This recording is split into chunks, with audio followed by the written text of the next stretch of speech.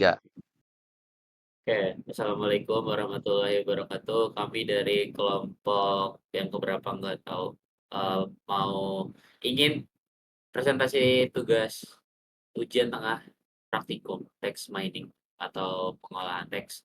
Oke, boleh, nama saya MC Sararifan Pradana, NPM 0651221171. oke, perkenalkan nama saya Raida Vini Betul Ridwan dengan PIN 0651222152. Oke, di sini langsung saja dijelaskan di orange-nya. Ini adalah penginputan file, lalu dipisahkan per eh, katanya. Setelah itu lalu diproses ke teks. Lanjut, Terus, Mas Sasa. selanjutnya itu ada back of words. Nah, pada tahap back of words itu adalah kita disebut juga feature extraction atau di mana kita adalah mengekstrak data dari sebuah teks.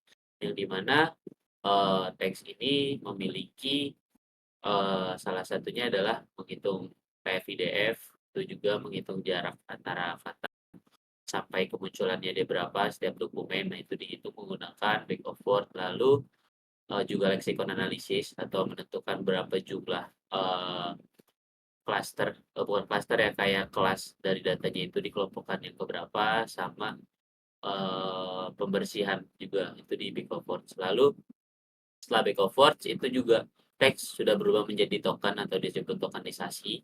Nah, setelah tokenisasi, data teks itu dia berubah menjadi pecahan-pecahan kecil yang dimana sudah mengikuti aturan morfologi dari sebuah bahasa. Nah, dari teks yang kita kerjakan adalah teks bahasa Indonesia. Tentunya morfologi bahasa yang digunakan tentu aja itu adalah morfologi bahasa Indonesia. Nah, selanjutnya kita akan melakukan proses clustering. Nah, di sini kita menggunakan dua clustering. Nah, yang pertama itu ada Kamins. Eh, Kamins itu juga kayak kita mengcluster lah sebuah teks. Jadi dari beberapa ketetanggaan itu Kamins. Ya, terus dari Kamins itu kalau sudah boleh coba dibuka Kaminsnya.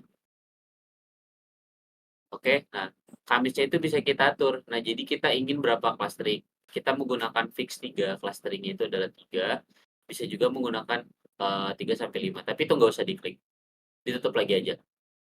Nah, terus kalau sudah kita pergi ke data table, kita klik data table yang berhubungan dengan commit. Nah, coba digeser. Nah, di situ kelihatan tuh yang di bagian kolom cluster itu ada C1. Nah, itu berarti cluster ke-1. Terus coba di-scroll ke bawah. Nah, C2. Nah, jadi menggunakan Kamins kita bisa mengcluster atau kayak tahu nih teks ini nih masuk cluster berapa, entah itu satu atau dua, berdasarkan apa?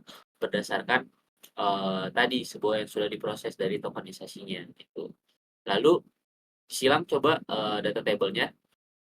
Lalu kita lihat nih output-nya nih. Nah, kita pergi ke box plot.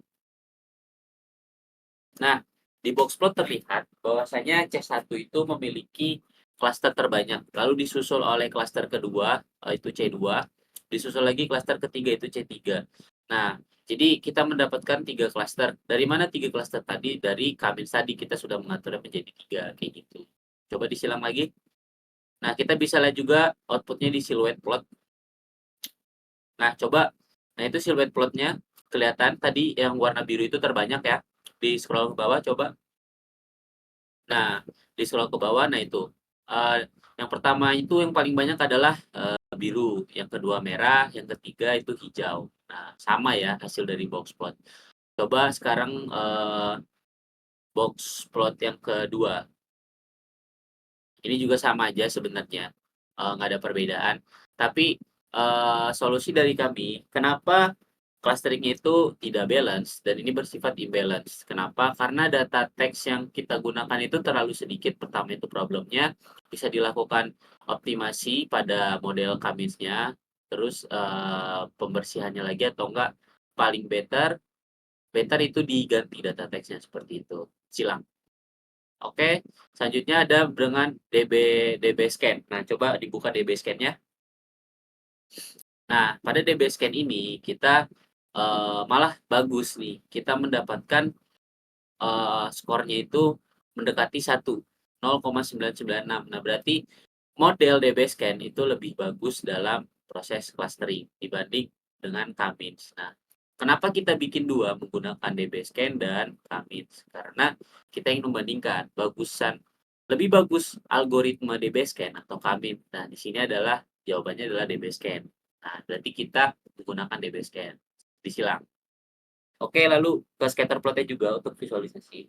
Nah, di sini kita mendapatkan dua cluster menggunakan DBSCAN. Nah, kalau misalnya kami tadi kita bisa mengatur 3 gitu kan. Kalau DBSCAN kita dapat 2 gitu. Silang boleh. Itu visualisasinya sekarang menggunakan boxplot. Nah, di sini eh, kita mendapatkan satu untuk clusteringnya menggunakan DBSCAN berarti datanya itu bukan hampir ya, berarti datanya itu sama ya, berarti kayak seragam. Jadi dia tidak menemukan kelas lain lagi menggunakan DBSCAN seperti itu. Hilang. Lanjut lagi ke merge data. Nah, kalau merge data ini kayak ngegabungin data aja sebenarnya, tapi divisualisin pakai data table itu bisa dilanjutkan. Itu untuk proses selanjutnya lah, misalnya kayak kita pengen lebih tahu lagi nih, pengolahan teksnya itu gimana, apakah kita ingin mengoptimasi dari sebuah pengolahan teks, itu bisa menggunakan merge data. Coba disilang aja. Lanjut. Nah, dari hasil DBSCAN itu bisa ditampilin juga ke data table. Coba dibuka. Nah, coba di-scroll ke bawah. Oke. C1 semua ya. Bener ya? Nggak Betul. ada C2. Jadi dia DBSCAN itu paling optimal lah untuk di kasus kita sekarang daripada kami kita menggunakan DBSCAN untuk kasus kita karena skornya hampir mendekati 1. Tapi belum dievaluasi, itu baru belum belum sampai testing. Nah, kalau misalnya lanjut bisa pre-proses dan back of force lagi. Nah, itu bisa dilanjutin sih sebenarnya, tapi kita kasus kita ini hanya menggunakan membandingkan dua algoritma K-means dan DBSCAN DB gitu. scan.